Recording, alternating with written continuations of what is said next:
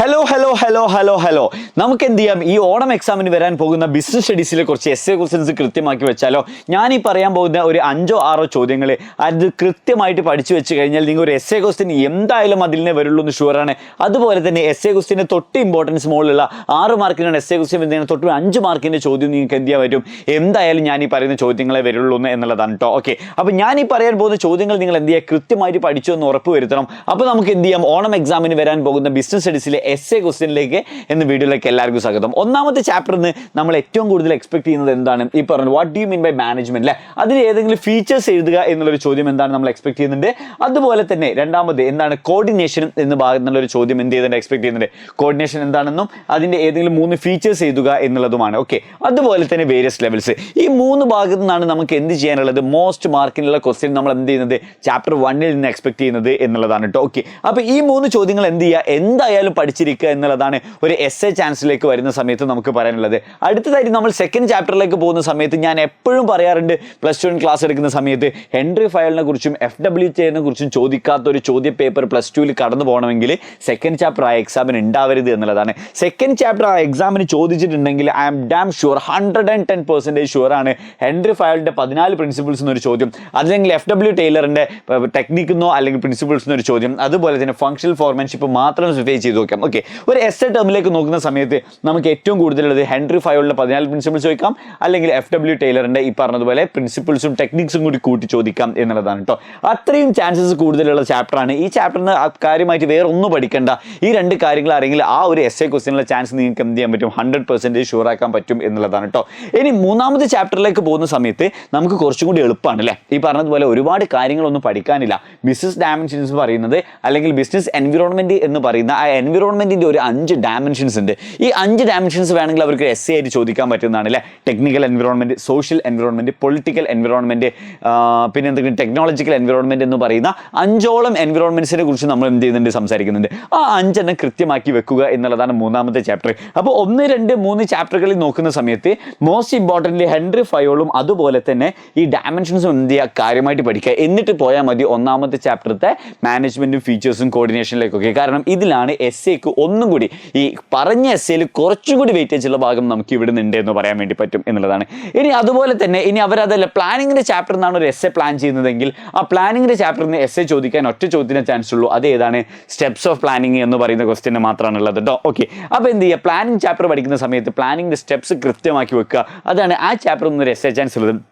നമുക്കറിയുന്ന പോലെ തന്നെ ഈ എക്സാം പാറ്റേണിലുള്ള ചെറിയ മാർക്കിംഗ് സ്കീമിൽ വ്യത്യാസം കൊണ്ട് ഒരു 6 മാർക്കിനോ 7 മാർക്കിനോ നമുക്ക് വരുന്ന 5 ചാപ്റ്ററിനും അത്രയും മാർക്കിനുള്ള വെയിറ്റേജ് ഉണ്ട്. So we can expect any question from any chapter. ആ ഓരോ ചാപ്റ്ററിനും നമുക്ക് വരാൻ ചാൻസ് ഉള്ള എസ്സേകളുടെ കുറിച്ചാണ് ഞാൻ പറയുന്നത്. അതിലൊന്നാണ് ഈ പറഞ്ഞതുപോലെ വേരിയസ് സ്റ്റെപ്സ് എന്ന് പറയുന്നത്. അതുപോലെ തന്നെ നമ്മുടെ ലാസ്റ്റ് ചാപ്റ്റർ 5ാമത്തെ ചാപ്റ്ററിലേക്ക് പോകുന്ന സമയത്ത് 5ാമത്തെ ചാപ്റ്റർ ഏതായിരുന്നു? നമ്മുടെ ഓർഗനൈസിങ് എന്ന് പറയുന്ന ചാപ്റ്ററിൽ നമ്മൾ എന്ത് പഠിച്ചിട്ടുണ്ട്? ഓർഗനൈസിങ് സ്റ്റെപ്സ് പഠിച്ചിട്ടുണ്ട്. അത്ര കാര്യമില്ല. അപ്പോൾ അതത്ര എസ്സേ ലെവലിലേക്ക് പോകേണ്ട കാര്യമില്ല.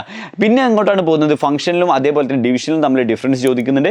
ഫോർമലും ഇൻഫോർമലും ചോദിക്കുന്നുണ്ട്. ഡെലിഗേഷൻ ചോദിക്കുന്നുണ്ട്. പക്ഷേ ഡെലിഗേഷൻ ഒരു എസ്സേയിലേക്ക് എത്താത്തത് കൊണ്ട് തന്നെ നമുക്ക് ഏറ്റവും കൂടുതൽ എസ്സേ സാധ്യതയുള്ള ചോദ്യം എന്ന് പറയുന്നത് ഫോർമൽ, ഇൻഫോർമൽ ആൻഡ് അതുപോലെ തന്നെ ഫംഗ്ഷണൽ ഡിവിഷനിൽ എന്ന് പറയുന്നതാണ്. ഈ ഫംഗ്ഷണൽ ഡിവിഷനിലെ ചോദ്യത്തിൽ ഒരു പക്ഷേ എസ്സേക്ക് വരാൻ വേണ്ടിയിട്ട് അവർ ഡയഗ്രം കൂടി കൂട്ടി ചോദിക്കാം എന്നുള്ളതാണ് കേട്ടോ. ഓക്കെ, അപ്പോൾ ഡയറക്റ്റ് ആയിട്ട് ചോദിക്കുന്നതിന് പകരം ഡയഗ്രം ഒക്കെ വരച്ച് എഴുതാൻ പറയുമ്പോഴത്തേക്കിന് ആ ഒരു ക്വസ്റ്റിൻ്റെ ആൻസർ എന്ന് പറയുന്നത് നമുക്ക് ഏകദേശം ഒരു 5 മാർക്സ് അല്ലെങ്കിൽ 6 മാർക്സിൻ്റെ പോസിബിലിറ്റി ഉണ്ട് എന്നുള്ളതാണ്. ഓക്കെ, അപ്പോൾ ഇത്രയും ഭാഗങ്ങൾ കൃത്യമാക്കി വെക്കുക എന്നുള്ളതാണ്. നമുക്ക് 5ഓളം ചാപ്റ്റർ ഉണ്ടെങ്കിൽ വെറും ഇത്രയും ചോദ്യങ്ങൾക്കാണ് നമുക്ക് എന്തിൽ ചാൻസ് കാണുന്നത്? നമ്മുടെ എസ്സേ പ്രഡിക്ഷനിലേക്ക് നമ്മൾ എന്ത് ചെയ്യുന്നത്? കൂടുതൽ നമ്മൾ ഉന്നം വെക്കുന്നത് കേട്ടോ. അപ്പോൾ ഇത്രയും ചോദ്യങ്ങൾ എന്ത് ചെയ്യുക? ഈ പറഞ്ഞ ഈ ഒരു 5 6 ഈ പറഞ്ഞതുപോലെ ഇവിടെ എത്ര ഉണ്ട്? ഒരു 3 ചോദ്യമുണ്ട്. ഒരു 3 ചോദ്യം ഇവിടെ ഉണ്ട്. 4 ചോദ്യം ഉണ്ട്. ഇവിടെ ഒരു 3 ചോദ്യം ഉണ്ട്. ഈ 3 ചോദ്യത്തിന് ഒന്ന് വെച്ചിട്ട് എന്ത് ചെയ്യുക? ആദ്യം എന്ത് ചെയ്യുക? ഈ ഭാഗം ഓക്കെ 1 2 ഇത് രണ്ടും ഒന്ന് നിങ്ങൾ ആദ്യം സെറ്റ് ചെയ്യുക. 3 ഇത് സെറ്റ് ചെയ്യുക. 4 ഇത് സെറ്റ് ചെയ്യുക. 5 6 ഈ 6 ചോദ്യങ്ങൾ നിങ്ങൾ ആദ്യം പഠിച്ചു വന്നാൽ ഒന്നും കൂടി എളുപ്പമാക്കി തന്നിരിക്കുന്നത്. ഇതിൽ ഞാൻ ഒന്നും കൂടി കട്ട് ചെയ്യുന്നു. ഓക്കെ, ഒന്നാമത്തെ ചാപ്റ്ററിൽ നിന്ന് കുറച്ച് ചാൻസ് കുറവുള്ളതുപോലെ എനിക്ക് ഫീൽ ചെയ്യുന്നു. അങ്ങനെയാണെങ്കിൽ എന്ത് എങ്ങോട്ടേക്ക് പോയിക്കോ? എന്തായാലും ഹെൻറി ഫയൽ FW ഇല്ല. ഇതിൽ രണ്ടിലൊരാൾ ആരാന്നും കൂടി ഉറപ്പിക്കാൻ പറ്റുന്നില്ല. പക്ഷേ ഇതിൽ രണ്ടിലൊരാൾ ഷുവറാണ് കേട്ടോ. ഓക്കെ, അതുപോലെ തന്നെ പിന്നെ ഇതിലേക്ക് വരുന്ന സമയത്ത് എസ്സേ എന്നുള്ള രീതിയിലേക്ക് ചിലപ്പോൾ അവരെന്ത് ചെയ്യാം? പക്ഷേ ചോദിക്കാൻ പൊട്ടൻഷ്യൽ ഉള്ളതാണ്. ഫീച്ചേഴ്സും അതേപോലെ തന്നെ കോർഡിനേഷനും ഒക്കെ ലെവൽസും വേണമെങ്കിൽ ചോദിക്കാം. എന്നാലും ഇതവിടെ വെച്ചേക്ക് എങ്ങോട്ട് പോവാം? ഈ പറഞ്ഞതുപോലെ തന്നെ നമ്മുടെ ഈ ഹെൻറി 5 FW ടൈലറും ഇതിനെയും അവിടെ പെൻഡിങ്ങിൽ വെക്കുക. എന്നിട്ട് അങ്ങോട്ട് പോവുക. ഈ പറഞ്ഞ ഡയമെൻഷൻസിന് സാധ്യതയുണ്ട്, അതുപോലെ പ്ലാനിങ് സ്റ്റെപ്സ്, അതേപോലെ തന്നെ ഫോർമൽ, ഇൻഫോർമൽ, അതേപോലെ തന്നെ ഫംഗ്ഷനൽ ഡിവിഷനിലോ ഒരു ഡയഗ്രം വരച്ചിട്ട് ചോദിക്കാവുന്നതാണ് അല്ലേ. അപ്പോൾ ഇങ്ങനത്തെ പോസിബിലിറ്റീസ് കാര്യങ്ങളാണ് നമുക്ക് എസ് എ ക്വസ്റ്റ്യൻ ഉള്ളത്. അതുപോലെ തന്നെ നിങ്ങൾക്ക് ഇതിന് നോട്ട്സ് കാര്യങ്ങളൊക്കെ ഒരുപാട് കിട്ടണമെങ്കിൽ നമ്മൾ എന്ത് ചെയ്യുക, നമ്മുടെ ഗ്രൂപ്പിൽ ജോയിൻ ചെയ്യാൻ വേണ്ടി മറക്കണ്ട. ഈ കമ്മ്യൂണിറ്റിയിൽ ജോയിൻ ചെയ്യുന്ന ആൾക്കാർക്ക് ഈ പറഞ്ഞതുപോലെ നോട്ട്സും കാര്യങ്ങളും ഒക്കെ ഫ്രീ ആയിടോ, ഒന്നും ചെയ്യേണ്ട. ജസ്റ്റ് നമ്മുടെ താഴെ ലിങ്കിൽ ഒന്ന് ക്ലിക്ക് ചെയ്തിട്ട് അങ്ങോട്ട് പോയി കഴിഞ്ഞാൽ കൃത്യമായിട്ടുള്ള എല്ലാ നോട്ട്സും കാര്യങ്ങളും നിങ്ങൾക്ക് എന്ത് ചെയ്യുന്നു, ഫ്രീ ആയിട്ട് കിട്ടുന്നു എന്നുള്ളതാണ് കേട്ടോ. ഓക്കെ, പിന്നെ അങ്ങോട്ട് പോകുന്നു. ഈ പറഞ്ഞതുപോലെ തന്നെ കേരളത്തിലെ ഏറ്റവും മികച്ച +2 ബോർഡ് ബാച്ചിലേക്ക് നിങ്ങൾ എല്ലാവരും ഇൻവൈറ്റ് ചെയ്യാണ്. ബിക്കോസ് കഴിഞ്ഞ വർഷത്തെ റിസൾട്ട് വന്നപ്പോഴാണ് എജുപോർട്ടിൻ്റെ കുട്ടികളുടെ റിസൾട്ടിൽ കണ്ടപ്പോഴാണ് എല്ലാവരും ഞെട്ടിയത്. ഇത്രയും കൂടുതൽ ഫുൾ മാർക്ക് കിട്ടിയത് എവിടെ നിന്നാണ്, എജുപോർട്ടിൻ സ്റ്റുഡൻസിനാണെന്നുള്ളത്. അതുപോലത്തെ ഒരാളാവാൻ വേണ്ടിയിട്ട് നമ്മുടെ live classes, recorded classes, PYQs, mentorship programmes, ഇതെല്ലാം കൊണ്ടും ഭയങ്കര ടൈറ്റ് ആയിട്ടുള്ള ഒരു ട്യൂഷനാണ് നിങ്ങൾ, അല്ലെങ്കിൽ ഒരു ബാച്ചാണ് നിങ്ങൾ ഉദ്ദേശിക്കുന്നതെങ്കിൽ ജോയിൻ അവർ ഗ്രൂപ്പ് എന്നുള്ളതാണ്.